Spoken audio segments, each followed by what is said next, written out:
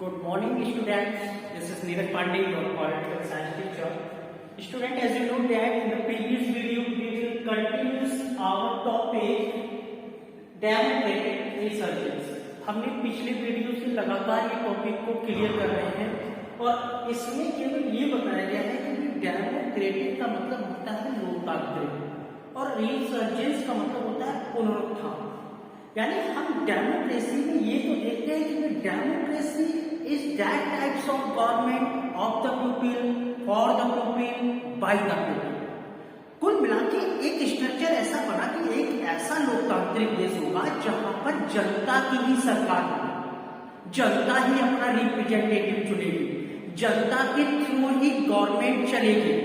ये सब एक पावर दे दी गई कॉन्स्टिट्यूशन में कि भाई यहाँ पे be the people of India, हम भारत के लोग।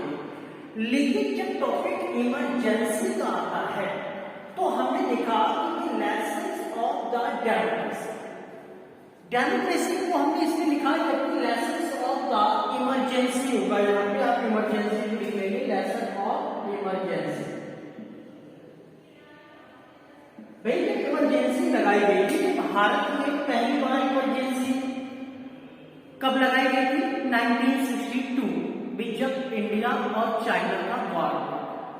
फिर इसके बाद जो ये हम इमरजेंसी की बात करेंगे ये इंदिरा गांधी के टाइम पीरियड की इमरजेंसी थी जो 1975 में लगाई गई और इंटरनल बेस पर लगाई गई।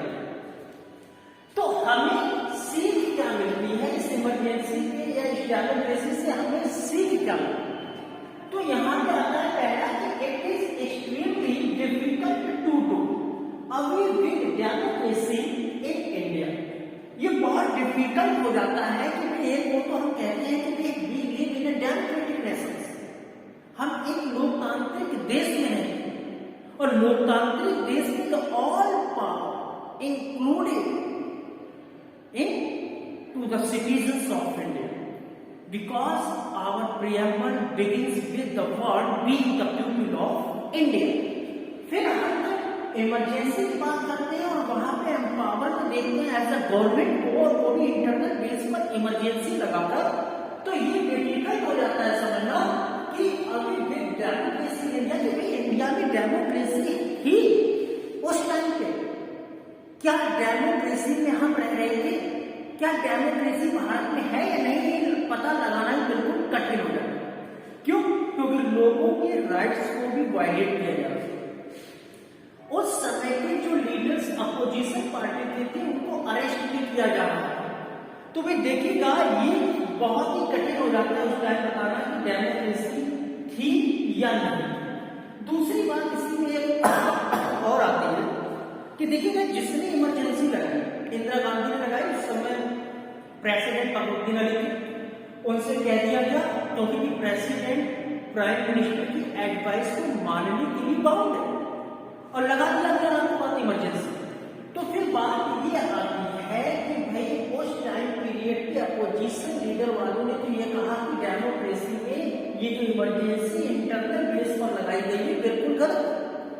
लेकिन जो रूलिंग पार्टी थी उसके लीडर यही कह रहे थे कि लोग हमें काम नहीं करने दे रहे और जब हम अपना काम नहीं कर पाएंगे तो फिर हम जनता के लिए वेलफेयर वर्क कैसे करेंगे, इसीलिए इमरजेंसी लगाना जरूरी है। तो अलग अलग विचार देखने को मिले और इन विचारों में हम लोग यही नहीं समझ पा रहे थे कि इंडिया में डेमोक्रेसी है भी या नहीं। दूसरा पॉइंट था कि it brought out some ambiguities regarding the emergency provision in the constitution that have been rectified since now।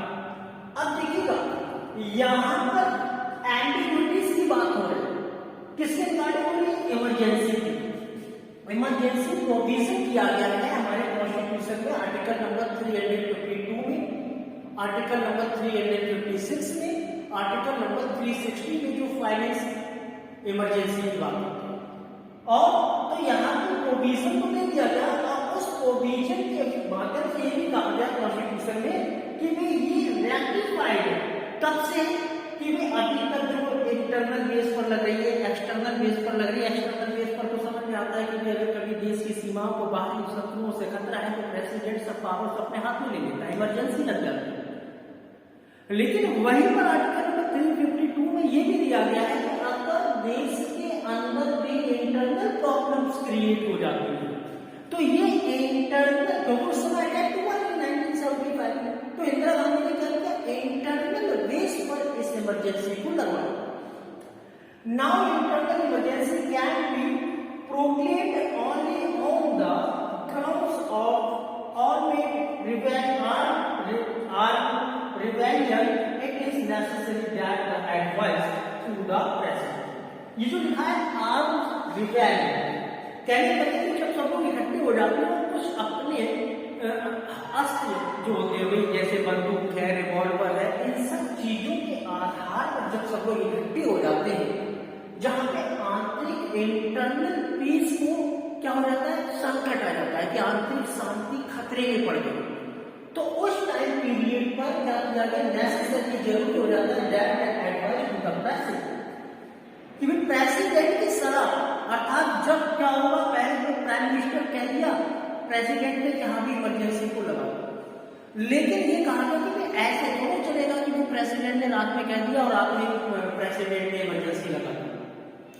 अब उसमें प्रोविजन ये है कि वे सबसे पहले काउंसिल ऑफ मिनिस्टर्स जो है, जो कैबिनेट है या काउंसिल ऑफ मिनिस्टर्स है, उन सबकी एडवाइस के साथ जब प्राइम मिनिस्टर जाकर प्रेसिडेंट को कहे तब कहीं जाकर इंटरनल बेस पर क्या लगेगी, इमरजेंसी।